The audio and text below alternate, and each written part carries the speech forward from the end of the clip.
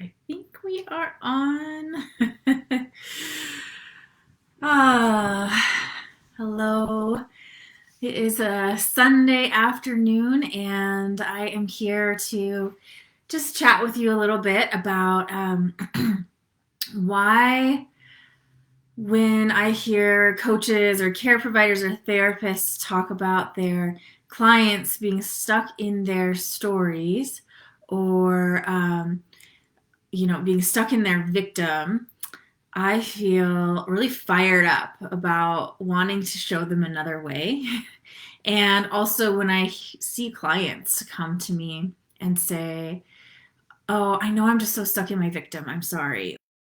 Yeah, I know I'm really just stuck in my story," as though it's something that they should be feeling shame about or that they shouldn't be doing or there's something wrong with them, I feel exasperated by all of the things that have been put on them that we as a culture put on each other around this, because I think there's some major misconceptions about this thing that I see a lot running around Facebook and different social media places, and people talking about how they were trained. And I just have to wonder, I'm like, how is this helpful?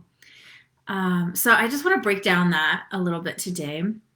And if you're here, please feel free to say hello. Even if you're watching later, feel free to say hey. I always love to hear the impact of my rants and my thoughts. If you resonate, if you feel challenged by it, if it's not your jam, everything goes. You're so welcome to be here, and we can be in dialogue around it. This came up the other day because of a very, very well-meaning colleague and uh, coach, coaching practitioner was just asking, hey, when my client gets really stuck in these places that feel so, so stuck and so hard, and I have this impulse to pull them up and out of it and show them the light and interrupt that stuff, how can I be with them? And these are questions we explore often in my embodied coaching experience program or creating safer space. And my job here isn't to shame the practitioners. It's like there are reasons why we think that this is a good idea. We have positive intentions. And sometimes it's like, yes, we are so objective that we can see, oh my goodness, my client is just really stuck, and I really want to show them the way. I want to help them shine. I want to help them feel better. I know I can. I love feeling helpful, or I just love to have them feeling better. So I think we inadvertently end up creating a bit of pressure on our clients sometimes, when we have this view of them that they're stuck in their victimhood or stuck in their story. And they can feel that. I think it comes across that they should be different than they are, or they should be in a different place than they are in their healing or in their process with you or me. A big part of trauma-informed healing is actually not having an agenda, which can bring up a lot of discomfort in ourselves as practitioners. Wait, if I can't get my person from A to B in the amount of time that I think it needs to happen in the ways that I know how to work, then I'm a failure, or then they're not showing up for the work in the way that makes life easy for me. So we get to check our own insecurities when we find there's pressure around any particular agenda, because when we can not have that pressure for our clients and give them all sorts of time and space to go through their process in a way that feels meaningful for them, where they receive empathy, connection, validation, care, and guidance in a way that works at their pace, healing happens so fast. It's almost contradictory. The more we can slow down, the faster the healing happens.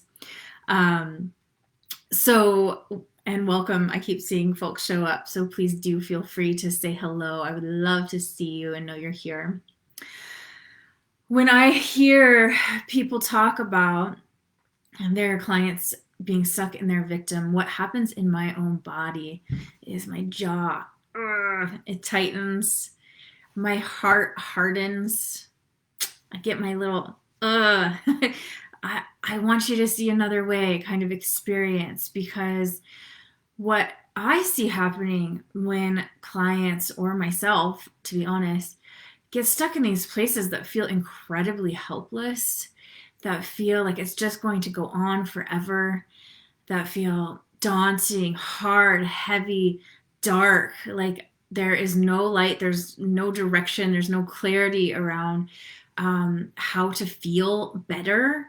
Um, it is an incredible opportunity to just be with somebody in that pain, in that confusion, in the uncertainty. When we can slow ourselves down enough and go, okay, I can be comfortable in this discomfort with them, so much can happen, because what happens there is connection. If we try to tell them there's another way, if we try to show them the light, if we try to tell them, oh, you're just looping in your story and that's not helpful, it kind of in a judgmental way, that inadvertent shame of, oh, I'm doing this wrong, or I must be bad, or I'm not broken, or I'm not going as quickly as other people to feel better. People internalize that, and then it's yet another rupture, another stressful experience that happens, and they build a defense structure around that, which makes it harder to heal and grow, unfortunately. So we have to be able to sit in that with them. I know for me, there have been times in the past where I have felt so much disgust. I have felt rage that a client feels so stuck. I felt rage at them. I just want them to do what I tell them to do because I know it will help them.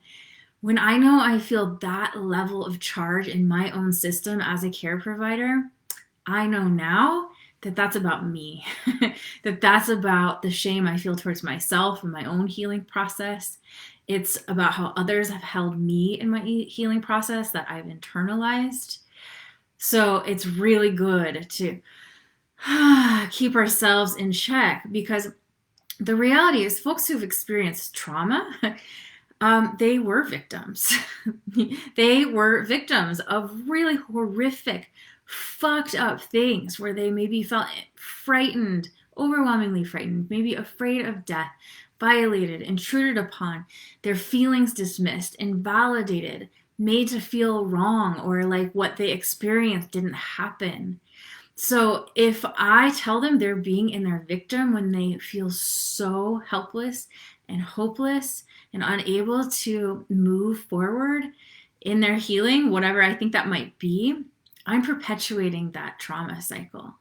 I am not being supportive. I'm actually fighting against the very thing that they're trying to heal.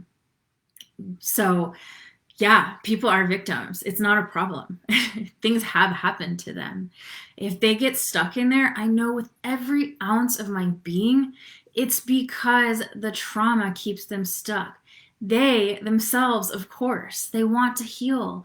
They want to feel better. They're not going to sit there in that stuff unwillingly. It's part of the complexity of how trauma works and keeps us stuck where we are. We go into these survival responses. The highest level of activation is freeze.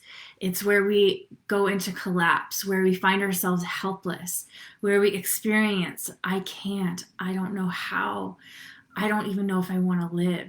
That's not the person, it's the trauma moving through them. It's the response to the trauma that's happened to them.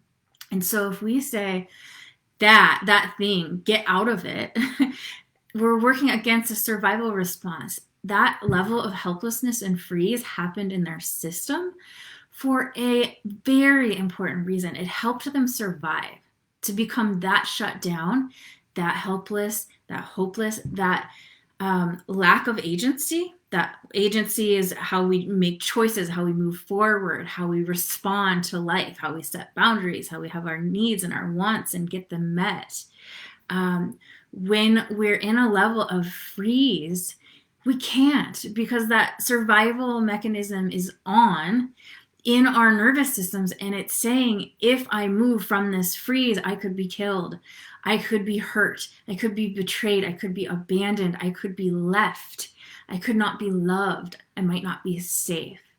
And so if we're going, you need to get out of your victim, you're stuck in your story from a place where we have an agenda to get them somewhere else, we are actually adding an additional layer of threat to people's systems where they were already managing enough, and then we're coming in and say, you have to get out of this story, you have to stop playing victim. There's another threat. There's another reason for them to freeze even further. I've had so many people show up in my healing process with that crap, and it's not helpful. It's actually highly invalidating. It also is gaslighting.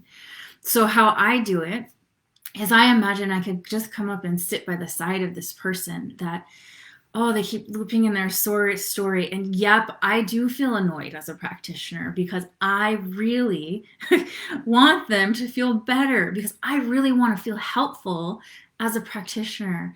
It's not the big I that gets annoyed. It's those little unintegrated parts of me that aren't fully healed. The big me can pull up my seat next to them and say, hey, I'm right here with you.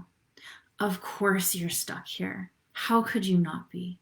It makes so much sense that you feel like this. I'm going to sit here with you in it as long as it takes. Do you know how much better that feels? To somebody that is already so helpless and hopeless that they can't move towards what they want, for an ally to come in and say, yes, what you're feeling makes sense. Oh, my heart is aching with you. I know I feel angry too. I imagine it takes so much energy to be processing all of this.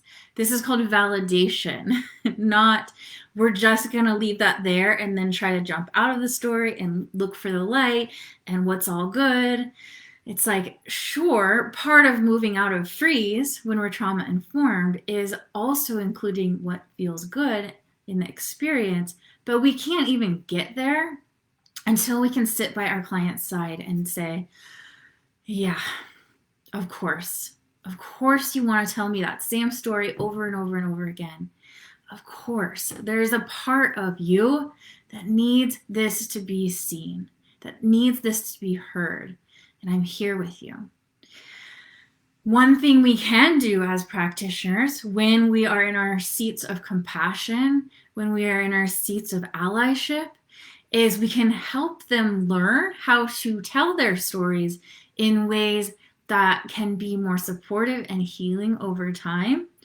Because it is true, actually, that when we tell these stories of absolute helplessness, hopelessness, fright, all those stuff that comes up, if we tell it in a way where we're not actually here for it, then we need to keep telling it and telling it and telling it, because it never feels like it resolves. When we're trauma informed, we know we can slow them down. A lot of people rush through their stories because they're not sure that we want to hear it. They think they might be too much. They might not think there will be enough time to feel fully seen. And we can let them know there's so much time and space for this. I am going to do something maybe annoying. I'm going to interrupt you every now and then. And we're going to take 3 breaths so we can also feel the feelings that are here. And I'm going to feel them right here with you. I want to pause you because I want to make sure I'm here with you. So connection is the medicine often in these experiences. And we can't be connected when people are telling their stories really fast and going again and again and again with those things. So we can show them how to interrupt those loops that they go into in their brain where they're just like exasperated by not having changed, by not having gotten to where they want to go. And we can say, hey, yes, you get to tell me this story. I'm here. And we're going to do it in this way where we slow down. We're connected. We make sure your body's here. You can feel your breath. You're connected to something that feels supportive in your body or your environment. You can feel me here with you. I interrupt my clients constantly. I think they're pretty annoyed with me at first, but after a while, they know that it's because we're doing this together, not because I have something I need from them. It's because I actually want to be present with them and I want to help their brain learn that it's safe to slow down. Doesn't that feel different? If you're listening right now, I'd just love to hear what you feel in your body, in your breath. Hey, Anne, welcome. Thank you so much for showing up. Thank you all for being here. I see there's a lot of people here, and it's just giving me energy to be able to speak what feels like my own personal healing truth on my journey. The first live I did last week with you all was around resistance. So I feel that the experience of what people might call resistance come up in my own system. If somebody I'm working with is like, oh, that's you stuck in your story, or this is victim mentality, and I'm like, oh, like I not only feel the defense come up, but I also want to punch people in the face because it feels so invalidating because they're not seeing there actually is a part there that was a victim that experienced really scary, overwhelming things that it could not process.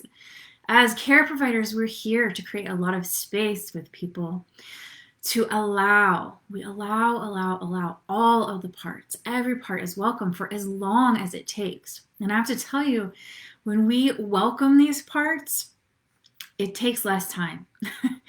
A lot of people think that when we interrupt people's storytelling and we show them, oh, you're being a victim, now here's how you be empowered, that that's going to speed up the process because I'm going to show them, they're going to get it, and they're going to move on. It actually it slows the process down because they're building up that defense structure against you not being right there with them in the process of what's coming up for them in the present moment. And so we can actually heal faster when we slow down together. I mean, heal faster, what does that even mean? Where are we going? I don't know.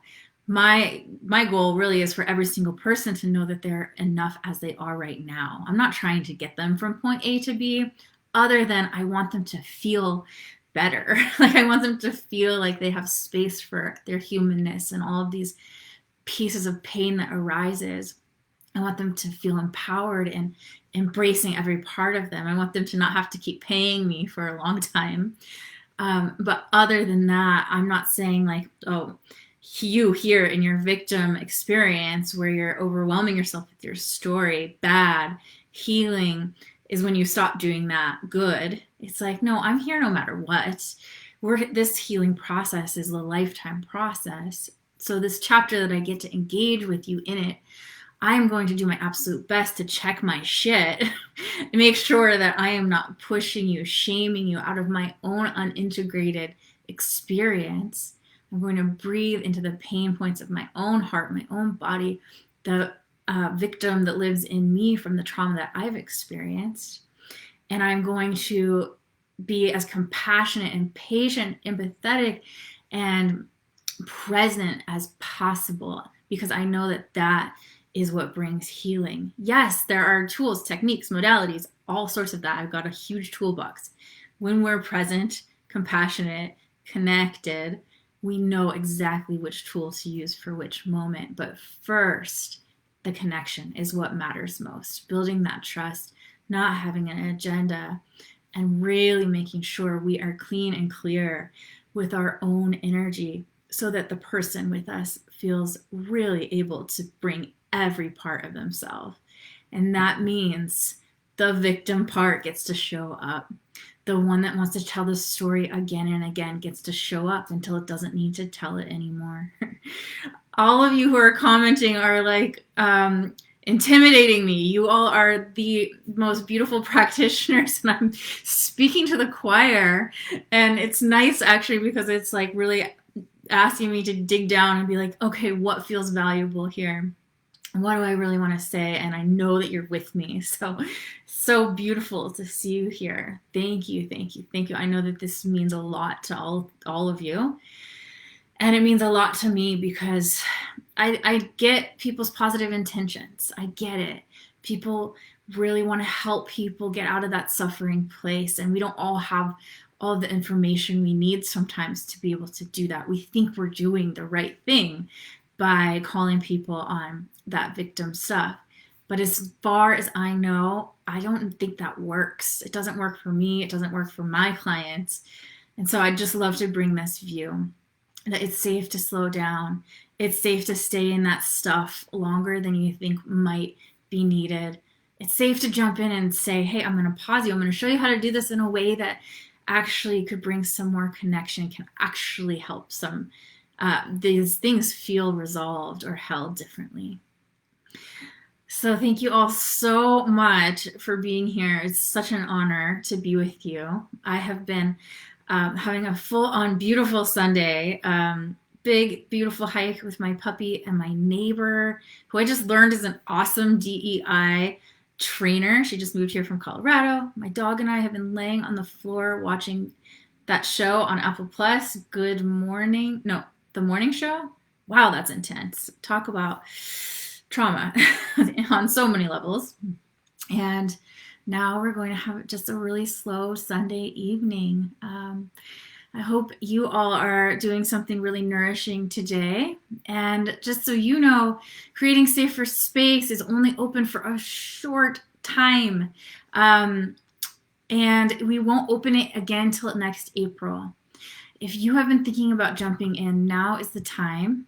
It's $150 off right now. So I'll put the code and the link in the comment box.